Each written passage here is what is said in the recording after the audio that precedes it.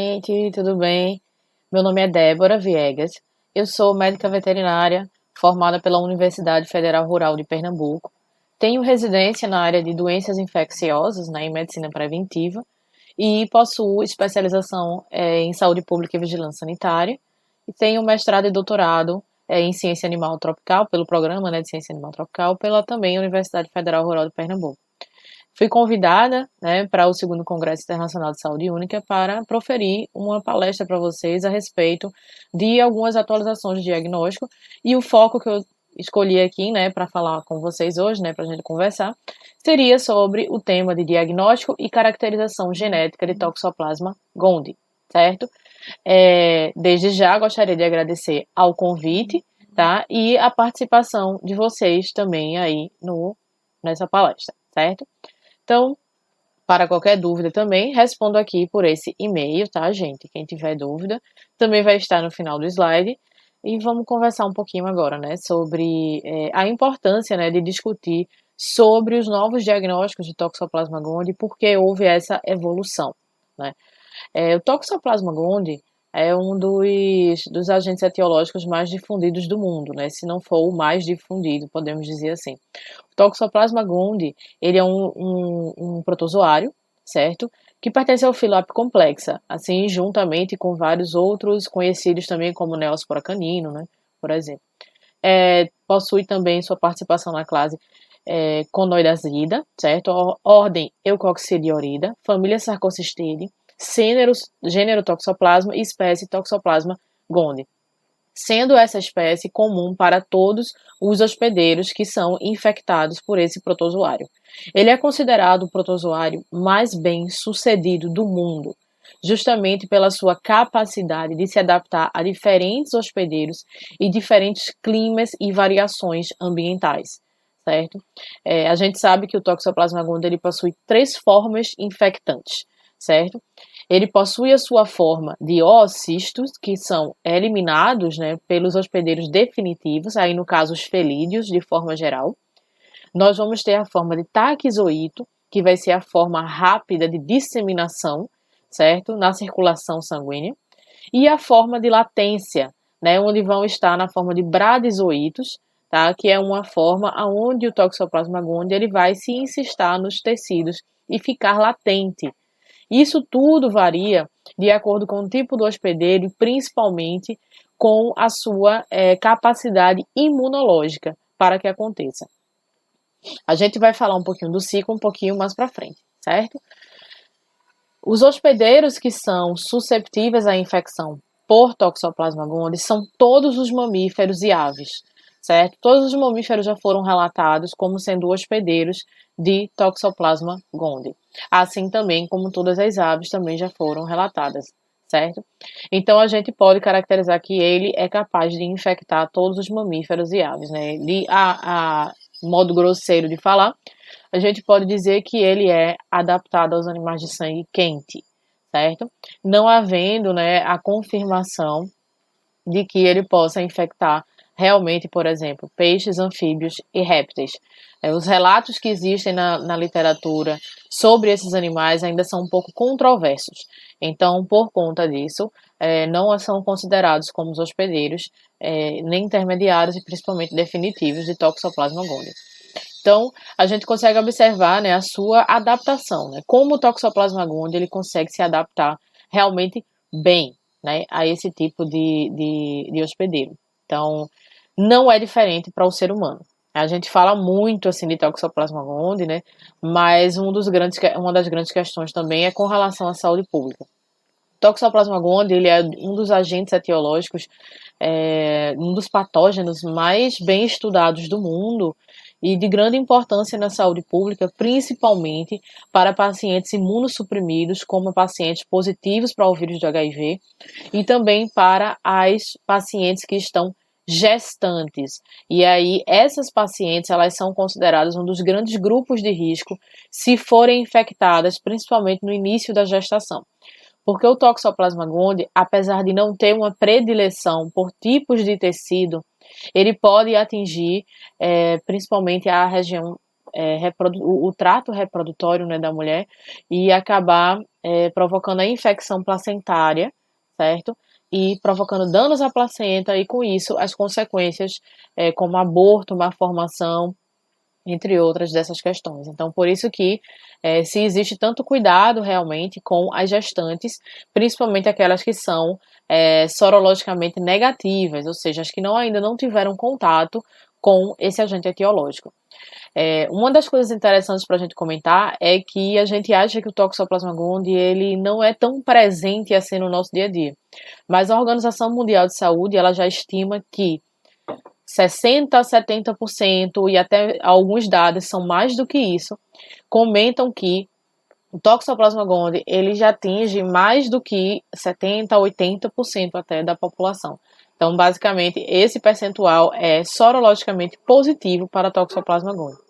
E como assim? Como é que é tão fácil, né, a gente conseguir realmente ser infectado por Toxoplasma gondii? O Toxoplasma gondii, a gente já viu que ele tem 3 formas infectantes.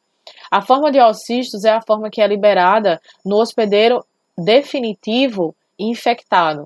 E aí pode ser liberado nas fezes e aí contaminar o ambiente. Isso pode contaminar lençol freático, isso pode contaminar coleções de água, vegetais, tá? Então, o cuidado realmente com o alimento, né, a sanidade do alimento, isso aí é uma das formas principais, né, de ingestão desses oocistos, né, a falta dessa higiene. A outra questão também são carnes de má procedência, né? Um bovino, um caprino, ele pode se infectar por Toxoplasma gondii e o Toxoplasma gondii ficar naquela forma encistada nos tecidos, né? Que é a forma de bradyzoito. E aí, com isso, essa forma de bradyzoito ela vai ficar latente na musculatura. Uma vez que o ser humano ou um outro animal ele ingira essa carne crua, né, mal cozida, ele vai ingerir essa forma de bradyzoito que vai ativar, né, quando chegar no trato digestório, certo? Uma outra forma também seria a ingestão direta, como acontece muito na relação de presa-predador, a ingestão de taxoítos, né? Ainda está na forma infectante, circulante, né? Na circulação sanguínea e ocorre a ingestão desses animais. Todas essas 3 formas são consideradas formas infectantes. Então, a gente vê que não é tão difícil, né? Pessoas que têm o hábito, por exemplo, de lidar com solo, beber água ou comer frutas que caem no chão, qualquer coisa, quem já fez isso uma vez na vida já pode ter tido Toxoplasma gondii. E de maneira geral é uma infecção que ela passa de forma despercebida na maioria dos casos. Isso depende muito, né, da imunidade do hospedeiro. Então, falando um pouquinho aqui do ciclo, né, vamos falar. A gente já sabe, né, muitas vezes que o gato ele é acusado como um dos grandes vilões para o Toxoplasma gondii. Porém, os gatos eles só são infectados uma vez na vida e quando são infectados, certo? E eles só vão atuar como hospedeiro definitivo também mediante um problema, né, ou uma diminuição da sua imunidade. Isso ocorre principalmente em gatos que são considerados mais jovens, por exemplo. Então, aqueles que são filhotes, eles têm mais susceptibilidade a realmente atuar como um hospedeiro definitivo. Mas o felino, ele também pode atuar como um hospedeiro intermediário. O que é que isso quer dizer? Não passando para a forma reprodutiva. Dependendo da sua imunidade, o Toxoplasma gondii ele pode não encontrar condição de desenvolvimento nesse felino. Então, o felino, na verdade, ele é considerado como um hospedeiro completo, porque ele pode atuar tanto como um hospedeiro definitivo, como atuar como um hospedeiro intermediário, certo? Então, no caso aqui do felino, ele está infectado, certo? Por Toxoplasma gondii. E aí, o que é que acontece? No organismo do felino, né, principalmente no trato digestório, vai ocorrer a fecundação, a fertilização de microgametas de Toxoplasma gondii que vão fertilizar os macrogametas. E aí ocorre a formação do zigoto, que no caso a gente vai dizer que são os oocistos. Os oocistos eles são liberados nas fezes dos felinos e no ambiente é que eles vão esporular. Então ele não vai sair a forma infectante. A forma infectante se dá no ambiente após mais ou menos cerca de 5 dias em condições ótimas de calor e umidade. Tá? A nossa região tropical, por exemplo, ela favorece bastante que ocorra a esporulação de forma mais rápida, né? Esses 5 dias, por exemplo. O oocisto esporulado ele é caracterizado pela presença de tem aqui, né, o seu cisto, sua membrana. Dentro a gente vai encontrar 2 esporocistos. Em cada esporocisto, nós vamos encontrar 4 esporozoítos, tá? E isso aqui a gente vai entender como é que ocorre, então, a infecção. Digamos que existem gatos, né, felinos de forma geral, em criações animais, né? Isso é só um exemplo. E digamos que esse gato ele esteja infectado e liberou os cistos no solo. Então, uma vez que ele liberou esses oocistos no solo, o que é que vai acontecer? Eles vão esporular e pode ocorrer a ingestão acidental pelos hospedeiros intermediários, né, os animais de produção, por exemplo. Esses animais de produção, uma vez que ingerem esses oocistos esporulados, os esporozoítos vão ser liberados, tá? E eles vão, dentro do organismo, fazer a sua reprodução assexuada, ou seja, eles vão se dividir, certo? Eles se dividem, cada esporozoíto desse vai se dividir em 2 taxoítos, que é a forma rápida, a forma infectante. Se no organismo, o que acontece em boa parte dos casos, tá, gente? Não é porque a gente teve o contato com Toxoplasma gondii que a gente vai ter de fato a doença. É bastante difícil. A gente já viu que, na maioria dos casos, né, se o paciente ele tiver uma condição de imunidade ok, já é suficiente para o Toxoplasma gondii não conseguir se desenvolver, né? Então, como ele gostaria, né? Provocando realmente aquela patogênese, né, que a gente vê. Então, no caso aqui dos hospedeiros intermediários, digamos que eles tiveram infecção, conseguiram debelar inicialmente, e aí o Toxoplasma ele fez assim, não vou conseguir mais crescer aqui, eu não vou conseguir reproduzir, então eu vou me encistar e vou ficar aqui caladinho latente. Né? Aqui a gente tem aquela forma de bradizoíto. E aí é onde ocorre o grande risco, né? A ingestão de carne sem procedência. Né? Daí a importância da inspeção de alimento, da orientação com relação ao alimento, com relação a tudo isso, que tem uma grande importância, né? Os animais, por exemplo, a carne, muitas vezes, ela tem a diferença no seu preço justamente por conta de questão sanitária, né, gente? Então, digamos que aqui essa carne, né, contenha presença de bradizoítos. Eles não são visíveis, tá? Não são cistos de tênia, por exemplo. Eles não são visíveis. Então, digamos que uma mulher que esteja na sua fase de gestação ingira essa carne contaminada com bradizoítos, certo? O que é que vai acontecer? Pode ocorrer a infecção, né, de forma transplacentária e levar a problemas na gestação e no feto. Então, a gente observa que existe, né, um grande problema a nível de saúde pública. Além de tudo, indivíduos que estão, por exemplo, com quadros de imunossupressão, como pacientes que estão em tratamento de câncer, HIV positivos, todos eles já têm uma deficiência na sua imunidade. Então, também são pacientes mais fáceis de ter a forma clínica, que a gente chama do Toxoplasma gondii, inclusive levando ao quadro de neurotoxoplasmose, que a gente vê principalmente nos pacientes que são HIV positivos. Os principais sinais clínicos, a gente pode dizer, nos animais, que são os quadros reprodutivos. Né? A grande preocupação a nível global com produção animal são as doenças de cunho reprodutivo, são os que mais levam a perdas econômicas para esses produtores, podemos dizer. No caso do hospedeiro definitivo, né, que são os felinos, a gente observa quando eles vêm apresentar quadro clínico, principalmente o quadro de uveíte. E a gente também observa no ser humano isso, tá? Problemas de retina, né?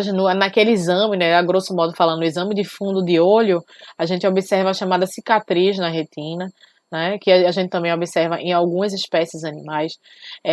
Quadros neurológicos podem ser observados, aumento de gânglios, né, linfonodos, principalmente nessa região aqui submandibular, são observados também como principais sinais clínicos de toxoplasmose. O diagnóstico de Toxoplasma gondii, ele é baseado classicamente em estudos sorológicos, né, análises sorológicas, tanto para animal como para o ser humano. Então, a gente hoje tem várias técnicas, né, para o diagnóstico de Toxoplasma gondii. Né? Uma das mais utilizadas no mundo é o MAT, né, o de aglutinação modificada. Então, esse teste ele tem uma vantagem. Ele, apesar de ser rápido, ele é mais barato. E a gente não precisa estar utilizando conjugados específicos de espécies. A gente pode utilizar, por exemplo, numa mesma reação, amostras de humano com animais, por exemplo, que ele não requer realmente que tenha conjugados específicos, o que já é diferente ali da RIF, né, IFAT, ELISA. O ELISA ele é um dos mais precisos do mundo, também bastante utilizados, principalmente na medicina humana também, certo? Vários estudiosos do mundo, eles fazem a sorologia realmente como uma triagem e lembrando que no teste sorológico a gente precisa definir realmente se a gente está avaliando anticorpos de classe IgM ou IgG.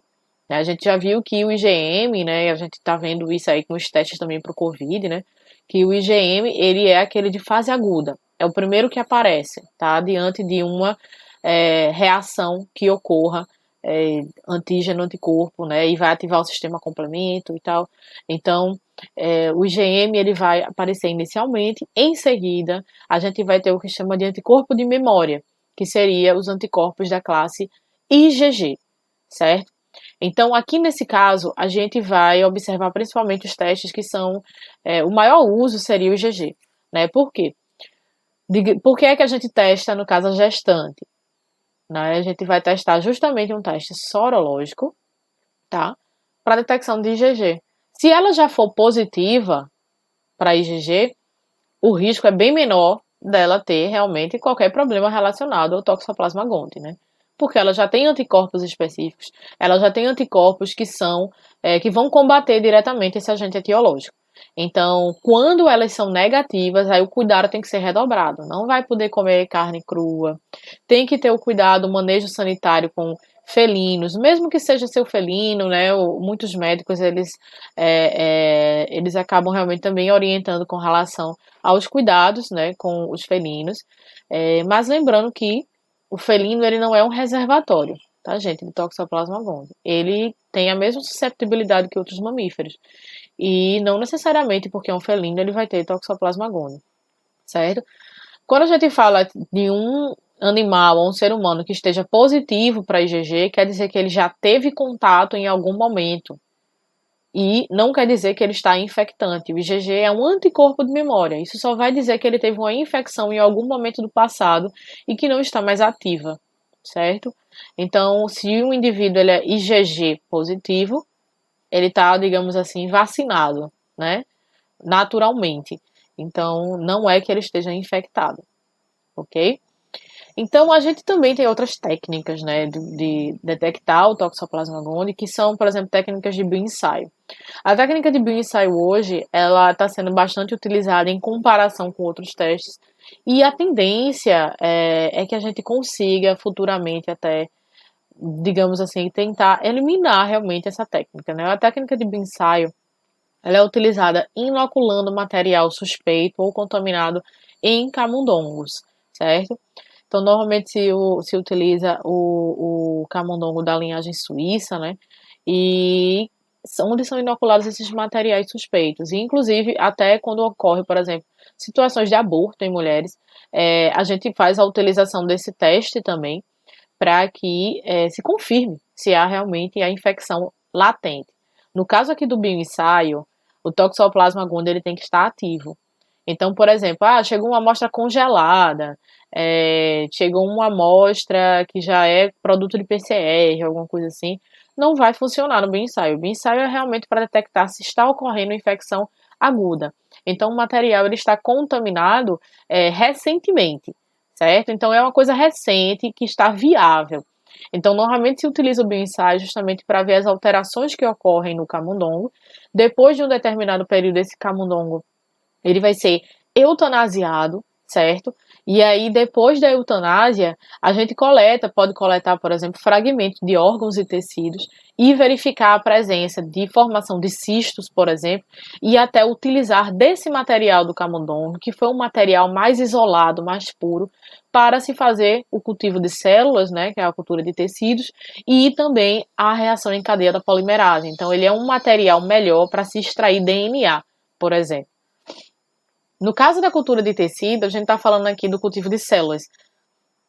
Muitas vezes se utiliza tanto material suspeito ou material oriundo aqui das técnicas de bioensaio em camundongo, aonde são inoculados esses materiais, né, purificados, tem toda uma técnica, e se inocula em cultura de tecidos. E aí, com o passar dos dias, a gente vai observando se está ocorrendo crescimento do Toxoplasma gondii dentro dessas células que estão sendo utilizadas, tá? E sua pureza, sua viabilidade, tudo isso. Então, se a gente realmente conseguir, né, colocar em cultivo de tecidos, aí sim nós temos uma amostra super pura e realmente é o ideal para a gente fazer uma extração de DNA, por exemplo. Essa daqui é o melhor que tem para realmente extrair. Existem outras técnicas também, por exemplo, como a técnica de imunomarcação. A técnica de imunomarcação, ela é muito utilizada, mas ela é muito cara também. Então, digamos assim, para um diagnóstico rotineiro, ela não é muito utilizada, tá? Mas é uma técnica também que a gente consegue detectar, né, através da utilização de vários reagentes em amostras de tecidos, marcadores que vão detectar aonde está exatamente o agente naqueles tecidos, né? Isso na preparação de lâminas histopatológicas, etc. Tá? E um que está ganhando grande repercussão e que é a grande evolução, na verdade, dos estudos de Toxoplasma gondii são as técnicas a nível molecular, certo? Essas técnicas, os estudos estão sendo constantes, até porque a tendência é que eles melhorem tanto que a gente pare até de utilizar, por exemplo, camundongo muitas vezes. Então, eu vou explicar para vocês como funcionam, né? A gente vai dar uma maior ênfase aqui aos testes moleculares, porque a gente vai começar a entender o porquê que o estudo molecular de Toxoplasma gondii ele é tão importante, certo? A gente não necessariamente detecta apenas o agente, mas a gente precisa detectar todas as características genéticas do agente, porque a gente sabe que alguns indivíduos infectados apresentam sinal clínico e outros, ou uma grande maioria, não apresenta nada.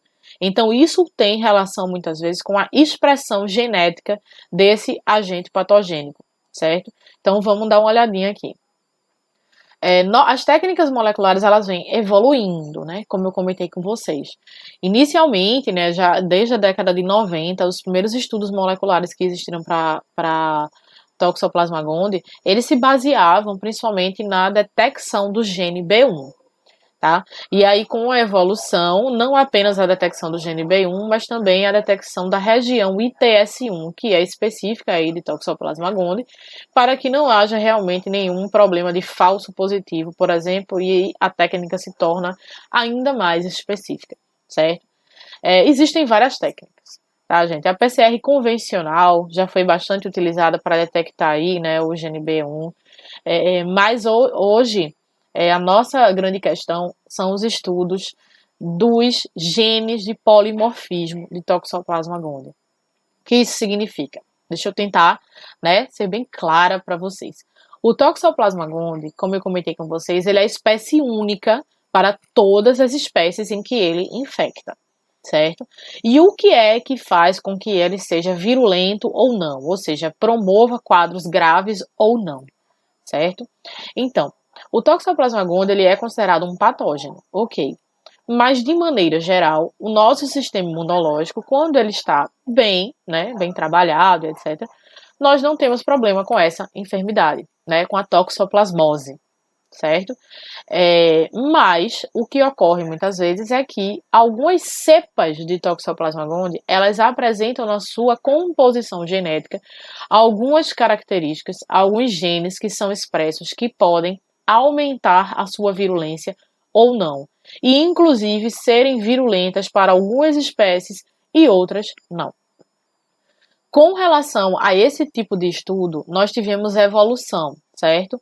Então, nós temos, né, estudos, né, vários artigos, principalmente aqui do Dr. Su, né, que ele é um dos grandes estudiosos de Toxoplasma gondii no mundo inteiro, através da PCR-RFLP.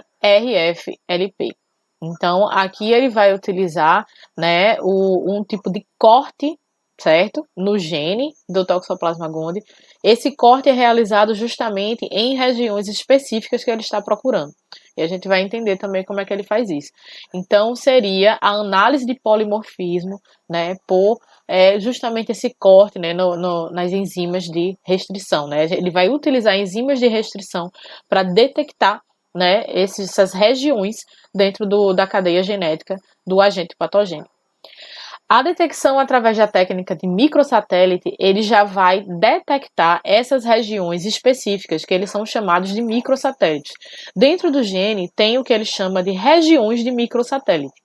E aí Eisenberg foi um dos pioneiros, né, que até hoje participa desses estudos também, para avaliar qual é o tipo de Toxoplasma gondii que a gente tem ali, detectando os microsatélites específicos de cada amostra, certo?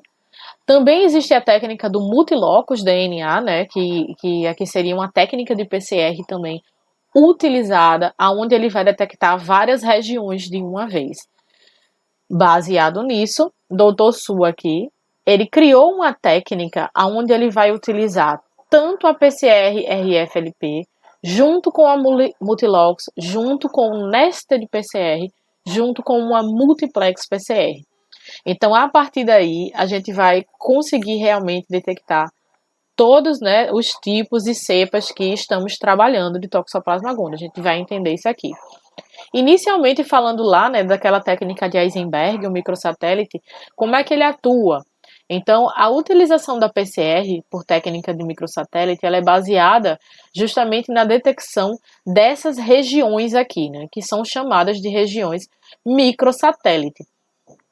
Então, ela vai detectar na cadeia genética do agente patogênico justamente aquelas regiões que vão caracterizar aquela cepa de Toxoplasma gondii. Mas como assim? Né? Nós sabemos, eu não sei se vocês já ouviram falar, mas o Toxoplasma gondii existem alguns, por exemplo, tipo 1, tipo 2, tipo 3, tipo 12, né? E nós temos os chamados alelos atípicos, né? As cepas atípicas de Toxoplasma gondii. E essas cepas são justamente caracterizadas por terem variações justamente em diversas regiões de microsatélite, certo? Então, a gente vai também observar essas mutações genéticas, essas alterações genéticas, através da técnica também lá do Dr. Su, né? A multiplex multilocus nested PCR RFLP, certo? Então, como é que funciona aqui, né? Vê só como é que Su ele fez aqui essa questão. Inicialmente ele faz uma multiplex, né? Onde ele roda, né? Digamos assim, ele amplifica várias cadeias de DNA em uma só reação, né? Isso aqui tudo ocorre dentro de um único Eppendorf. Em seguida, esse produto de PCR ele é passado para esse produto PCR aqui, né? Ele vai ser passado para uma nesta de PCR. Então aqui a gente já vai estar utilizando primers internos, né? Enquanto aqui na multiplex são primers externos. Então a gente vê como ele tenta realmente especificar o gene. Então realmente para a gente ter certeza que é Toxoplasma gondii, tá? Sem erro nenhum, quanto mais específico for. E ainda utiliza depois aqui da utilização, né, da multiplex de uma nested, primers externos e internos, aí ele vai entrar com a RFLP, que aí ele vai utilizar enzimas de restrição, aonde a gente consegue detectar justamente variação, né, mutações dentro desses alelos. E ele criou um padrão. Esse padrão que ele criou foi justamente para a gente tentar entender qual é o tipo de Toxoplasma gondii que a gente está lidando ali. Então, digamos que a gente pegou aqui uma amostra de cultivo celular de uma mulher que estava gestante e teve problema de aborto. Então, a gente inoculou lá, lembra que a gente falou do camundongo, né? Inoculou no camundongo, esperou o tempo lá que define na literatura, eutanasiou o camundongo, pegou a amostra, jogou em cultivo. No cultivo cresceu, a gente extraiu o DNA e agora vamos ver qual é o tipo de cepa de Toxoplasma gondii que está acometendo. Por que é que ela é tão virulenta? Não necessariamente porque um indivíduo ele teve o contato com Toxoplasma gondii, ele iria ter esse quadro. Mas o que é que fez com que ele tivesse? Então é isso que a gente vai estar vendo aqui, né? A gente fez toda essa cadeia, essas etapas aqui, quando chegou aqui na PCR-RFLP, a gente utilizou enzimas de restrição. Essas enzimas de restrição, elas vão servir para cortar justamente o DNA em várias partes, utilizando os marcadores que você está utilizando. Nesse caso aqui, são várias reações de DNA, cada um com um tipo de marcador específico, para tentar detectar qual é o que se faz presente e qual é o tipo que se faz presente nessa cepa. E aí a gente vai criar um padrão. Todos esses aqui, digamos assim, são os primers, tá, utilizados. Então, a gente vai utilizar, né, essa quantidade aqui de primers, tá? Ou seja, são várias reações que se fazem, né, de DNA aqui, justamente para a gente detectar qual é a expressão. Então, existem características, por exemplo, isso aqui está no artigo do Dr. Sul, né? E aí a gente vai colocar, por exemplo, dessa forma. Nós temos aqui cepas já conhecidas. Ele utilizou cepas padrões de Toxoplasma gondii já conhecidas, né, no mundo inteiro. Quais são as mais que estão mais características, mais de referência. Então, sempre que se vai utilizar, por exemplo, controles positivos, esses são os nossos principais controles. E aí ele utilizou esses primers, né, que são característicos justamente de regiões de mutação conhecidas desse agente patogênico, certo? E aí ele vem aqui e vê esse padrão. Se for, por exemplo, GT1, ele vai cortar aqui nessa altura, né, da banda, mais ou menos em 350, certo? E aí ele chama isso aqui de 1, né, que você vê que se assemelha também ao tipo 1 do TGCG-CA1, né, que possivelmente era de felino também isso aqui. Então, ele vai criando, ele vai analisando aquela cepa com todos esses primers. Todos esses primers ele vai analisa, ele vê, olha, o SAG1 foi tipo 1, no 5-SAG2 ele foi 3, no AUDO-SAG2 ele foi 1, e por aí. Aí quando você monta, fica uma tabelinha assim, ó, certo? Todos os primers que a gente avaliou aqui, certo? A gente vai vendo a característica e o tamanho da banda, né, que ele gerou, por exemplo, aonde foi que ele gerou a banda, e a gente vê a referência embaixo e vai anotando. Em seguida, a gente vai ver o padrão que ele toma. Isso existe, né, também em sites, né, uma das formas da gente analisar essa árvore filogenética de Toxoplasma gondii. A gente joga esses dados, certo? E aí eles nos diz o tipo de cepa de Toxoplasma gondii que está ali. E aí a gente vai começar realmente a ver agora que existem centenas de cepas já registradas de Toxoplasma gondii, algumas de caráter virulento e outras de caráter não virulento. Então, com relação aqui, né, essas características que a gente conseguiu achar, né, caracterização genética de Toxoplasma gondii. Existem relatos, né, desde acho que da década de 90, aí das linhagens clonais, certo? O que são linhagens clonais? São justamente aquelas que a gente não observa variação, tá? Nas suas características de expressão ali com aqueles marcadores moleculares, certo?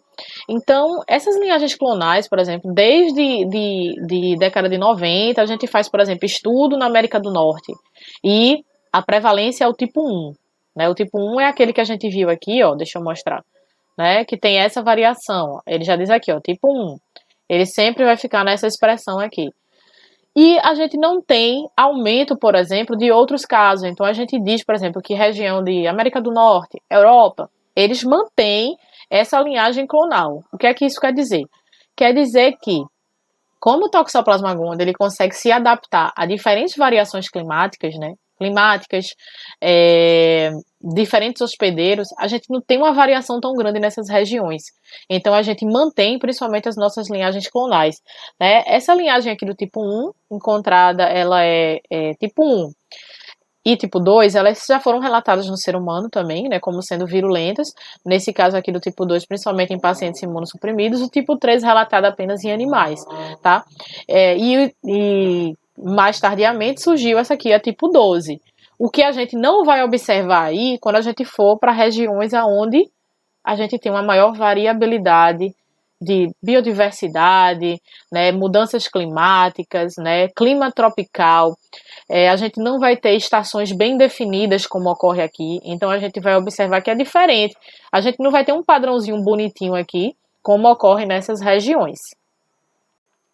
O que acontece então em outros países que nós temos, por exemplo, grande quantidade de hospedeiros, grande quantidade de variação climática, mudanças climáticas com muito mais frequência, né? Mudanças de alterações até ambientais, novas espécies animais acontecendo. O que é que acontece aqui nessas regiões? Nós temos principalmente a predominância das chamadas linhagens recombinantes, exóticas ou atípicas, certo? Essas linhagens recombinantes, exóticas ou atípicas, são justamente aquelas que estão fugindo daquele padrão clonal. São espécies que, quando a gente vai observar lá naquela cadeia, né, lá naquela listagem, jogando naquela tabela, ela não está batendo com nenhuma já registrada.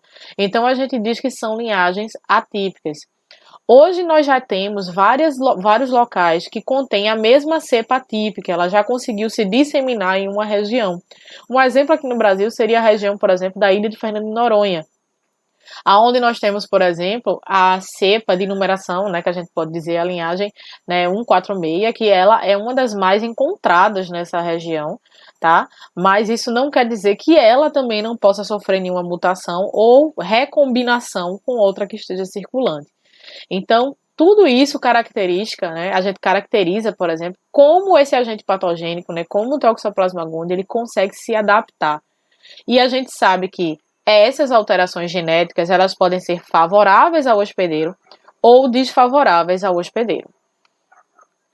Pena e colaboradores, ela caracteriza que uma cepa ela é virulenta quando ela leva, por exemplo, a 100% de mortalidade em camundongos, uma vez que é testado. E a virulência ela é intermediária quando leva a 30% a 100% de mortalidade desses camundongos de experimento, e não virulenta quando está abaixo de 30% de mortalidade. Para a gente avaliar também com relação à mortalidade, existe hoje uma técnica que a gente vai acabar até podendo eliminar a utilização de animais em experimentação, que seria através da técnica da virulência molecular, que também é uma técnica de PCR, certo? Em que a gente vai utilizar da mesma forma como se estivesse fazendo uma RFLP, só que a gente vai utilizar primers específicos para a detecção dos genes de virulência. Os principais alelos, que a gente pode dizer assim, né, que estão representados nos genes de virulência são as quinases HOP18 e a pseudoquinase HOP5. Elas pertencem à família HOP2, tá? E são os principais fatores de chave de virulência para a Toxoplasma gondii, principalmente o HOP18. O HOP18 ele está presente no cromossomo 7A e o HOP5 vai atuar principalmente aumentando a atividade do HOP18. Vamos ver como isso aqui acontece. Nós temos aqui uma cepa, né, uma cepa de Toxoplasma gondii, e a gente tem isso aqui que a gente chama de membrana do vacúolo parasitóforo, certo? E isso aqui é justamente o que mantém a integridade do parasito. A ação, né, dessas IRGs, né, Immunity Related, né, GTPases, eles vão atuar aqui em cima da PVM, né, que é essa membrana, e elas vão provocar danos, certo? Aí na membrana, deixando o agente exposto e podendo ser debelado do organismo. O que acontece quando tem a presença aqui do HOP18? O HOP18 ele é excretado durante a fase de infecção, certo? Pelo próprio agente patogênico. Quando ocorre a sua expressão, quando essas IRGs elas vêm atuar para destruir o PVM, o HOP18 ele consegue inibir a ação dessas IRGs, certo? E aí mantendo a integridade do parasito e tornando mais patogênico.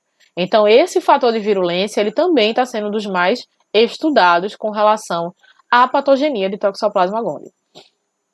Existem outros fatores de virulência, como o HOP16 e o HOP17, que ainda estão evoluindo nos seus estudos. Mas já se sabe que o HOP16 ele pode ter uma atuação na modulação da resposta imune do hospedeiro à invasão do parasito em camundongos, já foi comprovado. E no HOP17, ele consegue interagir com a cepa, né, o gene HOP5, e desempenhar o papel de evitar a alimentação do parasito pelas células hospedeiras. Então a gente vê que todos eles podem ter a sua atuação aí.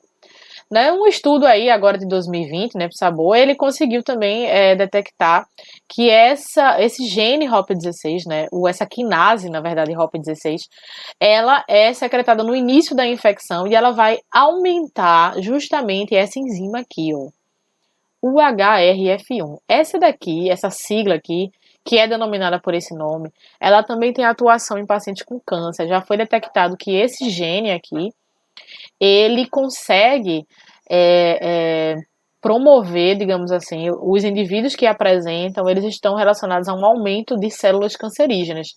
E já também se comprovou que esse tipo de gene, ele também consegue controlar a fase do ciclo celular do Toxoplasma gondii e aumentar a sua proliferação no organismo. Então já se conseguiu relacionar também o aumento dessas UHRF1 com a presença da quinase HOP16.